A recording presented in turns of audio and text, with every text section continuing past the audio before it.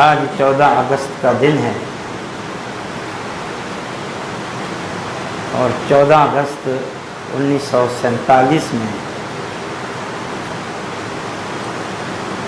ہمارا یہ ملک پاکستان آزاد ہوا تھا۔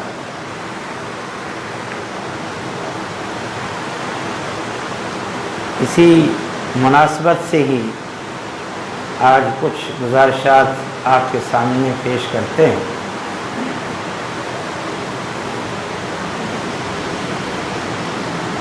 آزادی جو حاصل ہوئی تھی، ایک تو انگریزوں سے آزادی حاصل ہوئی تھی جنہوں نے ہندوستان پر ناجائز قبضہ کر رکھا تھا اور مسلمانوں پر اپنے فرنگی قانون اور نظام نافذ کر رکھا تھا، جو مسلمانوں کے لیے ایک بہت بڑی ذلت اور رسوائی کی بات تھی۔ نمبر 2، یہ آزادی ہندو قوم سے بھی تھی، ہندو معاشرے سے بھی تھی، کیونکہ ہندو اور مسلمان دو الگ الگ نظریاتی قومیں ہیں۔ سب سے بڑی بات تو یہ ہے کہ وہ کافر، ہم مسلمان ہیں، اور کفر بھی ان کا شرک کی بدترین صورت میں تھا۔ سینکڑوں بتوں کے وہ پجاری تھے، ان کی تہذیب میں شرک رچا بسا تھا۔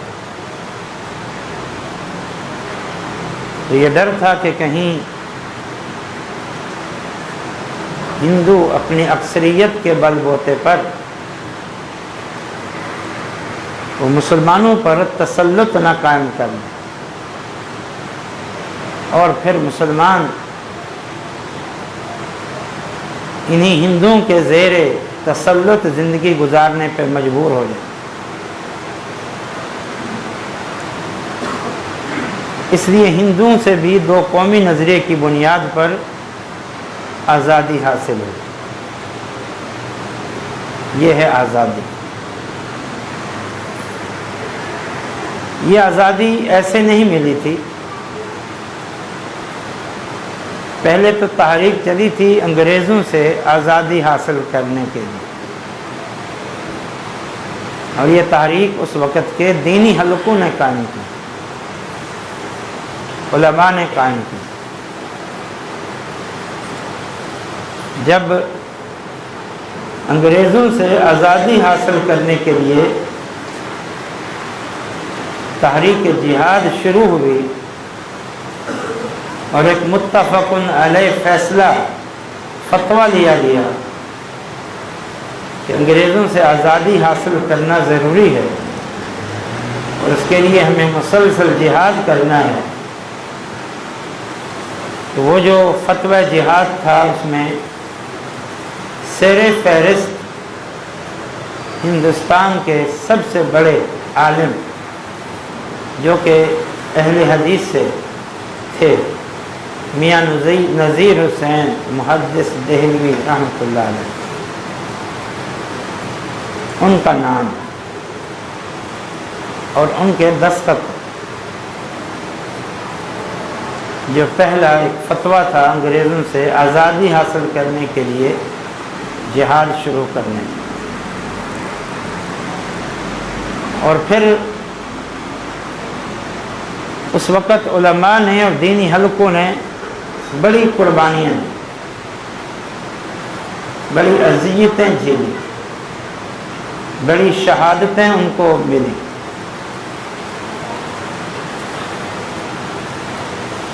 کالا پانی جو ایک علاقہ تھا،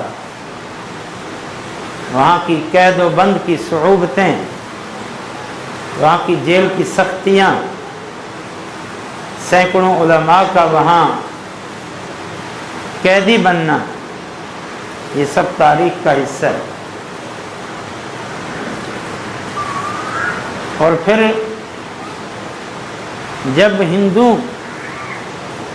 سے علیحدہ ملک حاصل کرنے کی تاریخ شروع ہوئی، اس وقت بھی مسلمانوں کا جوش و خروش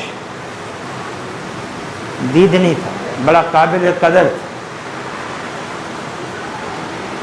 اور عام مسلمانوں نے اس تحریک میں بھی بڑی قربانیاں پیش کی، حتیٰ کہ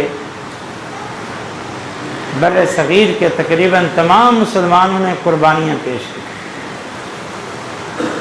بالخصوص ہجرت کے موقع پر، جب اس الگ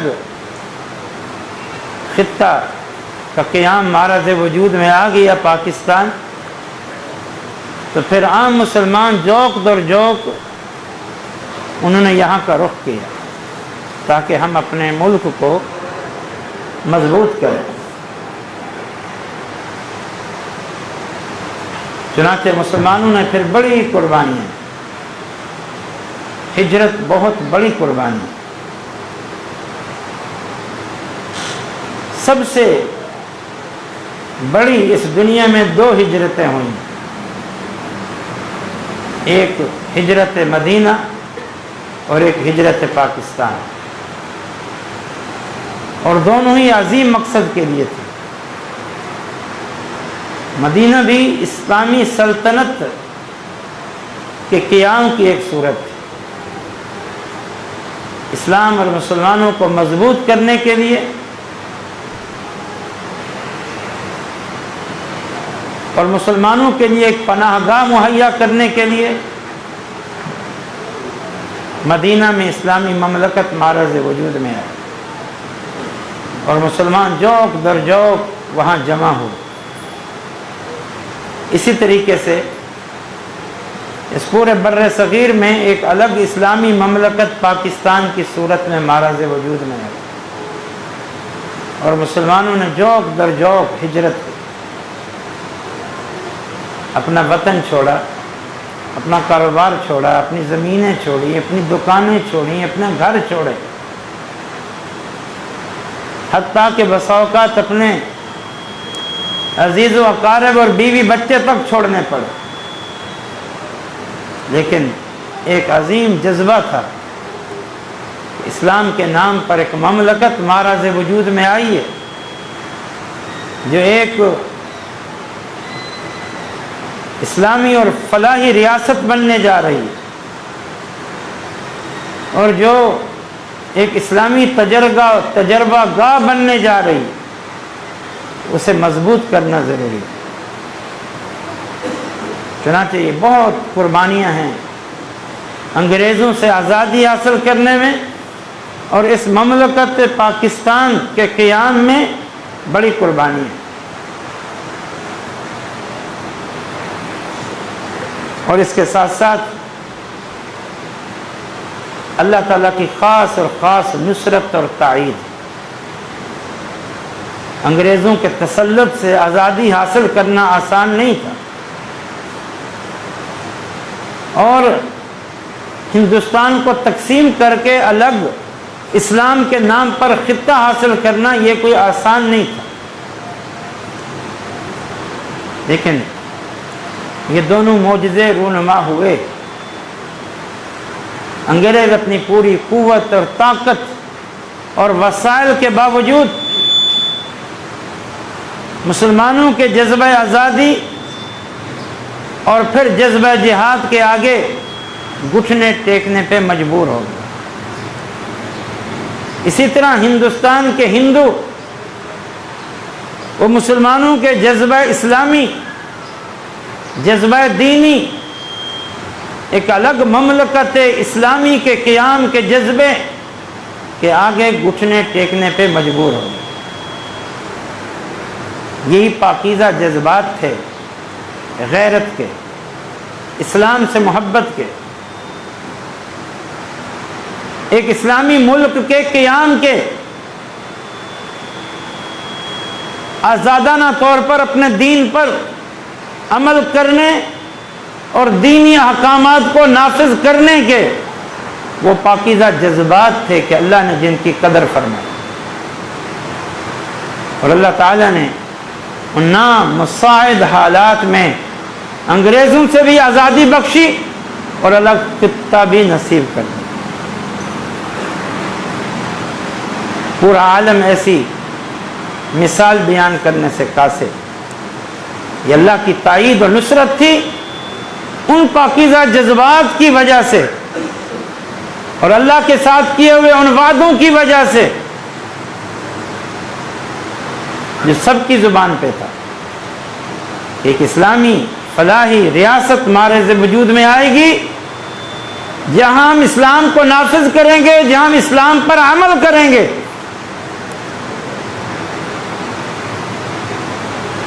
بلکہ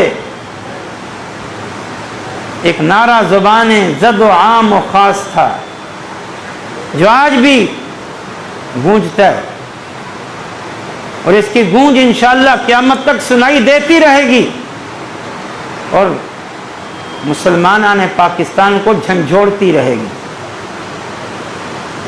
انہیں اپنے اسلاف کی قربانیاں یاد دلاتے رہے گا یہ نعرہ، انہیں اپنے اسلاف کے جذبات اور احساسات کی یاد دلاتا رہے گا۔ پاکستان کا مطلب کیا؟ لا الہ الا اللہ۔ یہ صرف اور صرف لا الہ الا اللہ اور محمد الرسول اللہ کے تقاضوں کو پورا کرنے کے لیے اور ان تقاضوں کو قائم کرنے کے لیے ہم الگ مملکت حاصل کرنا چاہتے ہیں۔ ہمارا ہندو سے کوئی میل جول نہیں، ہمارا ان سے نظریاتی فرق ہے۔ یہ مشرک قوم سر سے پاؤں تک شرک میں ڈوبی ہوئی، خود ساختہ رسومات و رواجات میں ڈوبی ہوئی۔ ہم ایک مسلم قوم، وہ اسلام جس کی بنیاد لا الہ الا اللہ ہے، اور وہ اسلام جو محمد الرسول اللہ کی اطاعت اور اتباع کا حکم دیتا ہے اور زمین پر بننے والے تمام نظاموں، تمام قوانین اور تمام تہذیبوں کی نفی کرتا ہے۔ یہی وعدہ ہی تھا نا، اس نعرے کے پیچھے وعدہ تھا، اس نعرے کے پیچھے یہ جذبات تھے۔ اللہ تعالیٰ نے ہمارے ان وعدوں پر اور ہمارے ان جذبات پر الگ خطہ دے دی، تو یہ قربانیوں سے حاصل ہوا۔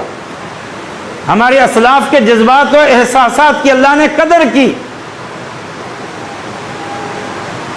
آزادی حاصل کیوں کی جاتی ہے؟ یہ آج آزادی کا تصور ختم ہو گیا۔ آزادی غیر مسلموں کے تسلط سے، عالم کفر کے تسلط سے، آزادی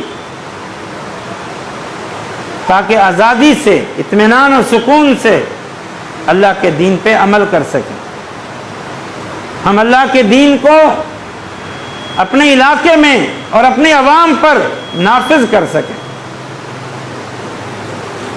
اس لیے آزادی ہوتی ہے۔ اور ہمارے اسلاف نے اسی لیے آزادی حاصل کی تھی۔ آج آزادی کا تصور وہ تبدیل ہو چکا ہے، بالکل تبدیل ہو چکا ہے۔ آج آزادی کا معنی مادر پیدر آزادی، اپنی مرضی کی زندگی، کسی قانون اور قاعدے اور نظام کے بغیر زندگی، خواہشات نفس کی پیروی کی زندگی، حتیٰ کہ ظلم یہ ہے، افسوسناک مقام یہ ہے کہ پاکستان کا مطلب کیا؟ لا الہ الا اللہ۔ اس لا الہ الا اللہ کو کوئی سمجھتا نہیں، کوئی جانتا نہیں، اور اسے نافذ کرنے کے لیے تیار نہیں۔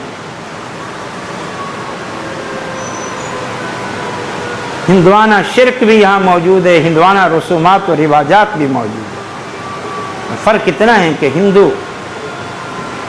مورتیوں کو پوجتے ہیں، مورتیوں کو پوجتے ہیں، اور مسلمان بزرگوں کو پوجتے ہیں، مردوں کو پوجتے ہیں، بس یہ فرق، اور کوئی فرق نہیں۔ اور جو خرافات ہندو مذہبی طور پر ادا کرتے ہیں،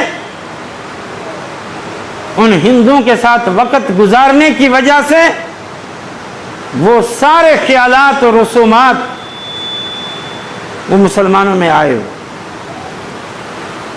جس کی بدترین صورت یہ تعزیہ داری، یہ تعزیہ یہ ہندو سے آیا ہے۔ آج بھی وہ لوگ اپنے بتوں کی مورتیاں بناتے ہیں، پھر ان کو شہر شہر گھماتے ہیں، ان کی پوجا چاٹ کرتے ہیں، چڑھاوے چڑھاتے ہیں، چومتے ہیں، ان سے برکت اور فیض حاصل کرتے ہیں، اور پھر جا کر اس کو توڑ موڑ کر جا کر دریاؤں میں اور پتہ نہیں کہاں کہاں پھینک دیتے ہیں۔ بے عین ہی یہی شکل و صورت آج مسلمانوں میں بھی موجود ہے، جن میں اہل تشیع بھی ہیں اور ہمارے نام نہاد سنی بھی ہیں۔ وہی شرک اور وہی رسومات آج اس ملک میں۔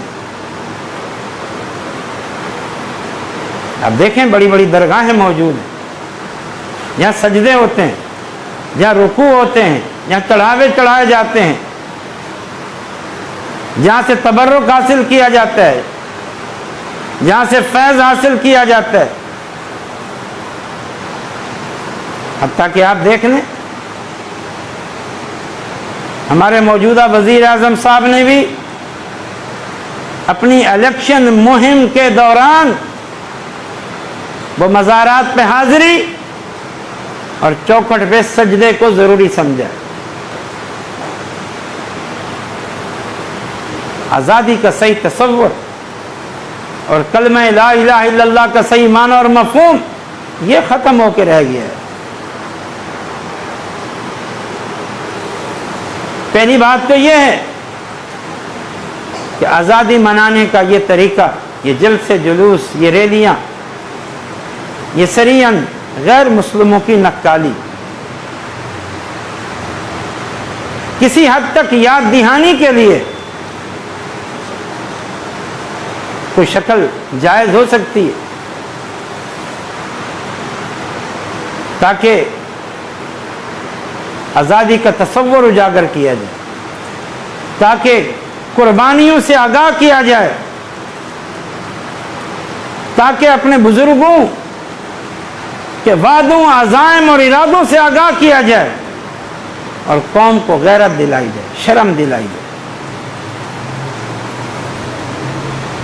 اور یہ بھی یاد رکھو، بنیادی طور پر جو اصل آزادی ہے وہ کفر سے ہے، وہ شرک سے ہے، وہ دنیاوی قوانین اور قواعد سے آزادی ہے۔ وہ کسی غیر مسلم خطے میں بھی اگر کوئی مسلمان رہتا ہے تو وہ بھی آزادی حاصل کر سکتا ہے، دنیاوی اور وضعی قوانین سے، کافروں کے نظام سے اور کافروں کی تہذیب اور تمدن سے، شرک اور کفر سے آزادی حاصل کرے۔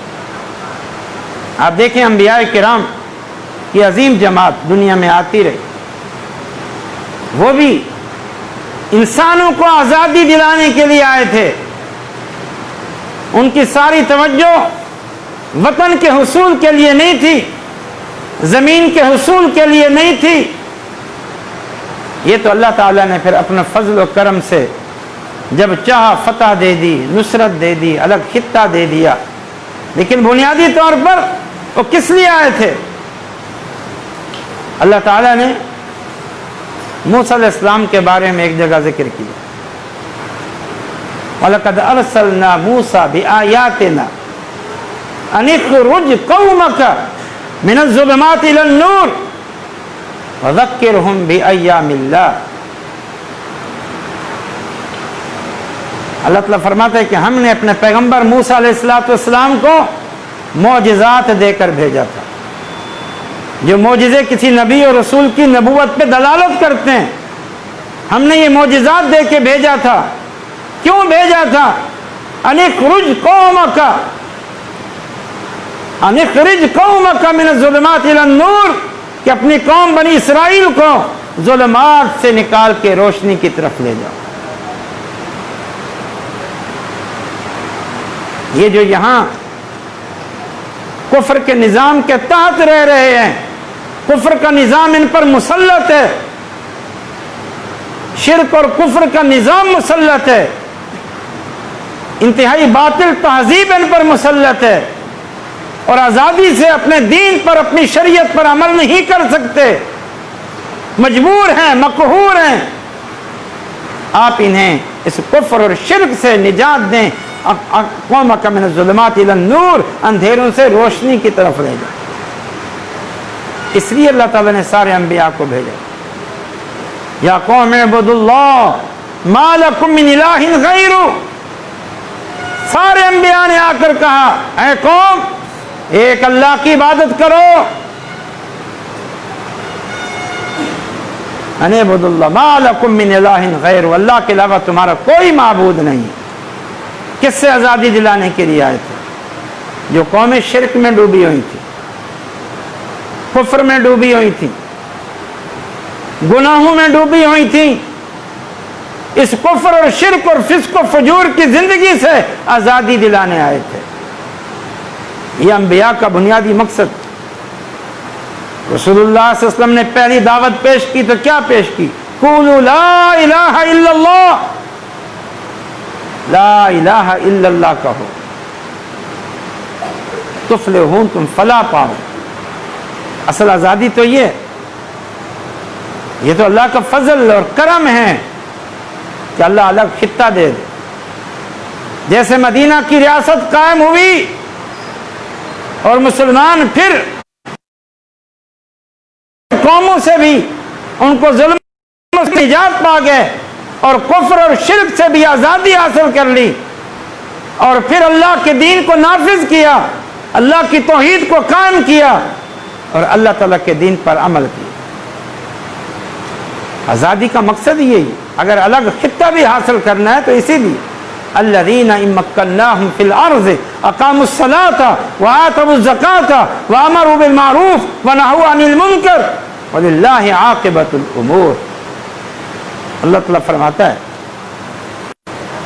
کہ ہمارے مخلص بندے جب ہم ان کو زمین میں حکومت عطا فرما دیں، زمین پہ تسلط عطا فرما دیں، تو وہ نماز قائم کرتے ہیں، زکوٰۃ کا نظام قائم کرتے ہیں، امر بالمعروف اور نہی عن المنکر کا نظام قائم کرتے ہیں، معاشرے میں نیکی کو رواج دیتے ہیں اور برائی کا خاتمہ کرتے ہیں، نماز کا نظام قائم کرتے ہیں، زکوٰۃ کا نظام قائم کرتے ہیں۔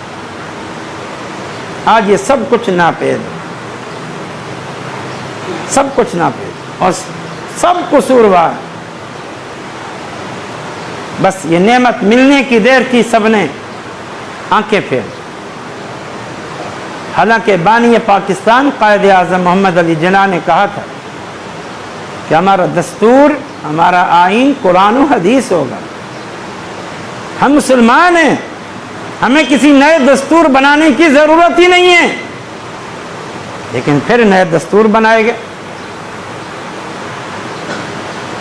یہ کہا تھا کہ ہم اسے اسلامی فلاحی ریاست بنائیں گے، آج تک کوشش نہیں کی گئی،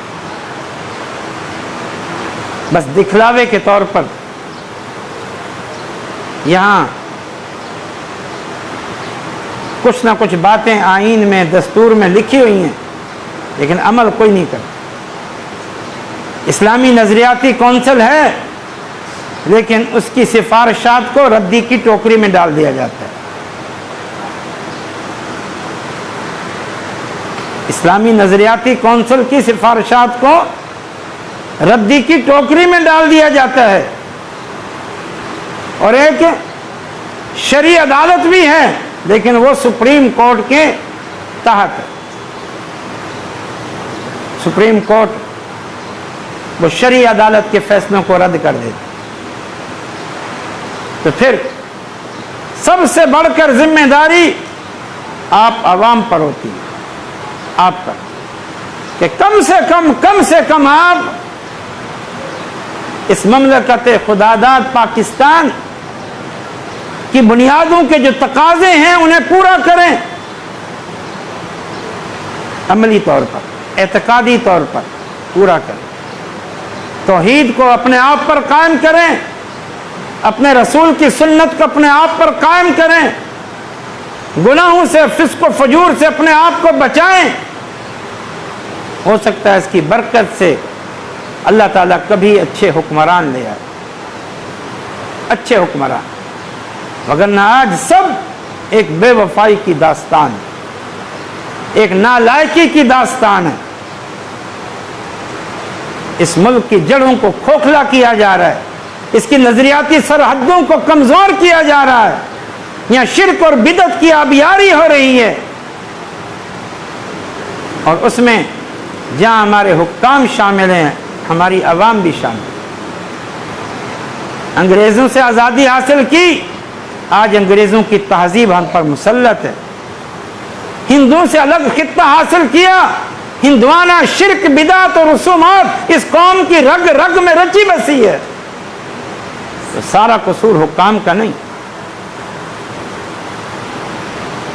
ممبران قومی و صوبائی اسمبلی کا نہیں، یہ بڑے مجرم ہیں، یہ بڑے مجرم ہیں، لیکن مجرم آج پوری قوم بنی ہوئی ہے۔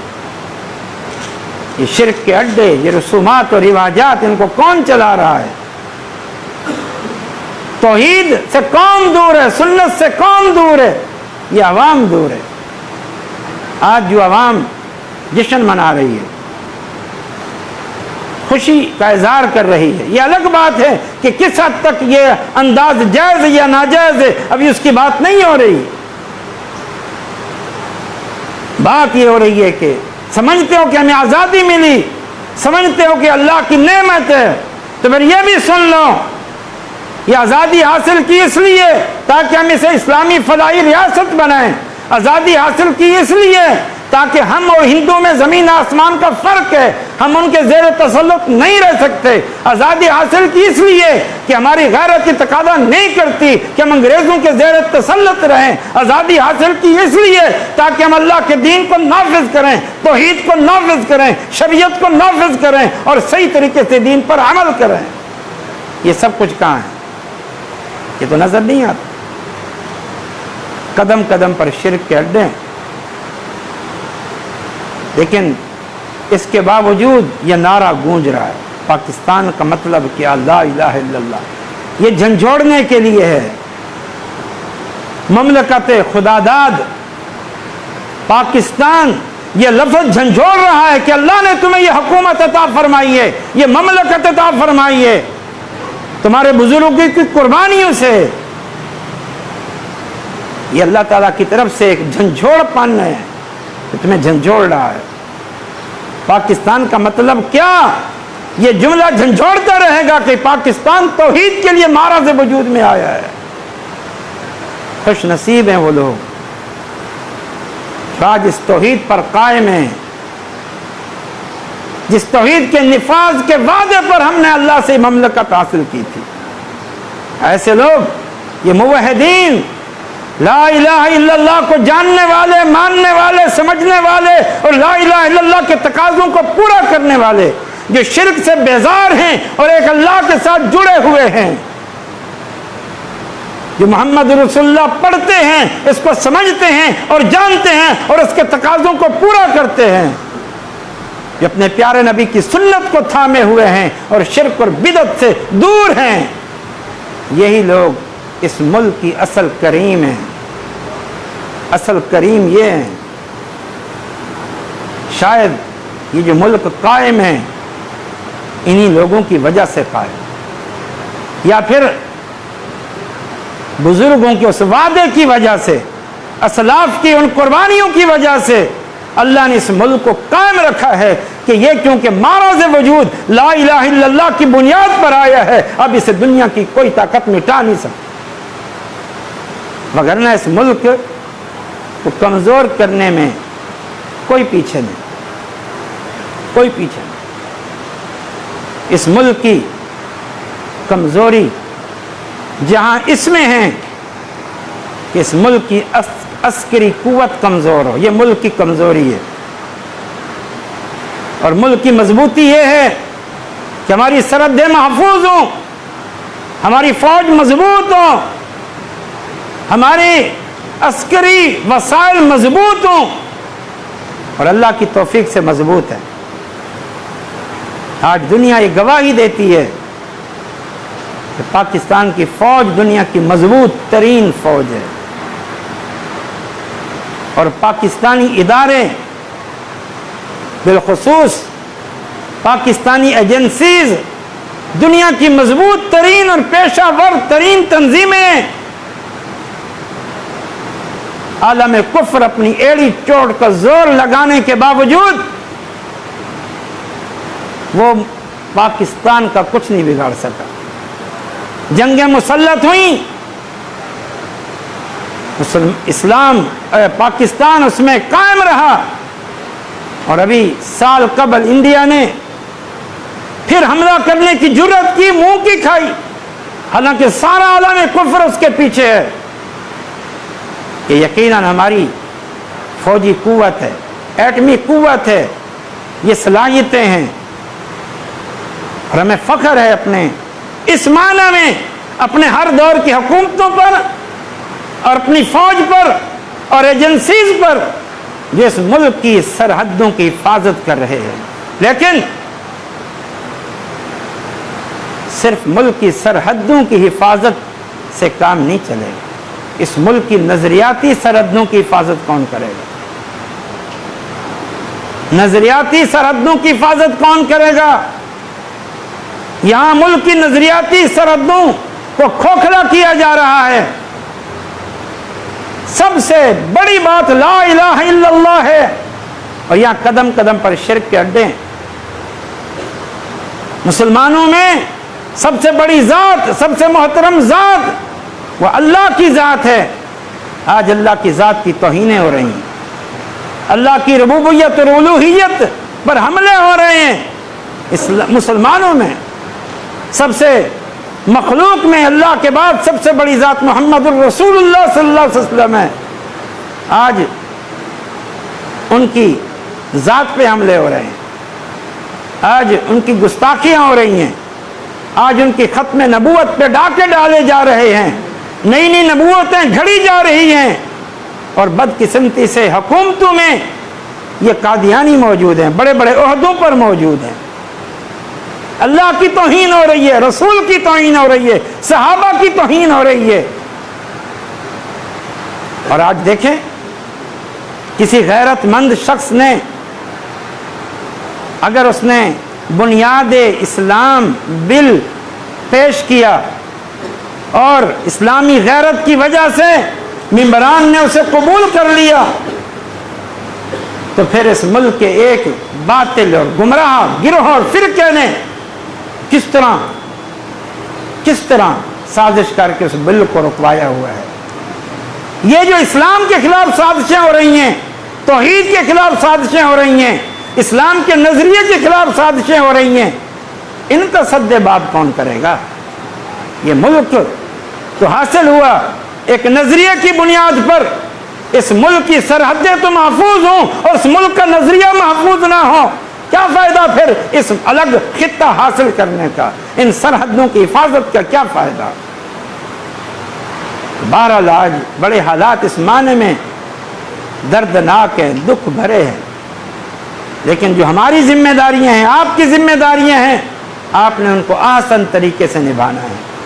اللہ کا شکر ادا کریں، اللہ نے آپ کو یہ خطہ دیا، اللہ کا شکر ادا کریں، اللہ نے آپ کو یہاں پر توحید پر عمل کرنے، سنت پر عمل کرنے، دین پر عمل کرنے کا موقع دیا، جس بنیاد پر یہ ملک حاصل کیا گیا، لا الہ الا اللہ محمد الرسول اللہ، اسے سمجھو اور سیکھو اور اس کے تقاضوں کو پورا کرو۔ اس کی برکت سے اللہ ہو سکتا ہے یہ انقلاب لے آئے، اس کی برکت سے ہو سکتا ہے یہ ملک قائم رہے اور یہ سارے اہلیان پاکستان کی جان مال عزت آبرو محفوظ رہے، ہو سکتا ہے تمہاری برکتوں سے۔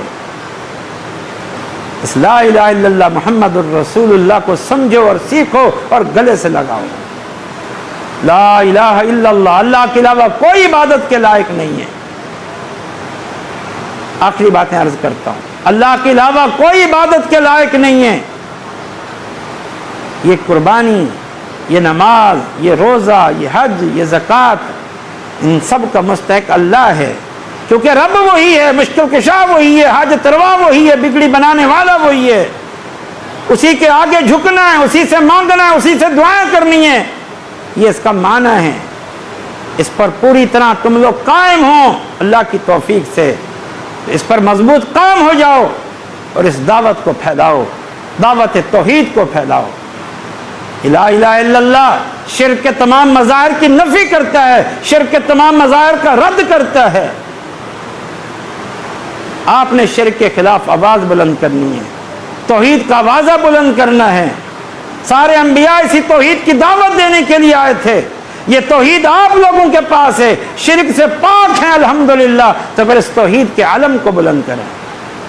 اور محمد الرسول اللہ، محمد اللہ کے رسول ہیں صلی اللہ علیہ وسلم، یہ ان کا مقام ہے، اللہ کا پیغام لے کر آئے ہیں، اللہ نے انہیں رسالت جیسے عظیم منصب پر فائز کیا ہے، اللہ کے چنیدہ ہیں، منتخب کردہ ہیں، لہذا سب سے افضل ہیں، سب سے اعلیٰ ہیں، سب سے عرفہ ہیں، اور انہوں نے اللہ کا دین پوری امانت دیانت کے ساتھ پہنچایا ہے۔ ایک تو یہ یقین رکھو اور عقیدہ رکھو کہ دین محمد الرسول اللہ سے لینا ہے اور کسی نے سے نہیں لینا، شریعت محمد صلی اللہ علیہ وسلم سے لینی ہے، اطاعت اور اتباع محمد صلی اللہ علیہ وسلم کی ہے اور کسی کی نہیں ہے، اور پھر عملاً ان کی غلامی اختیار کرو، ان کی فرما برداری اختیار کرو، ان کی سنت پر عمل کرو۔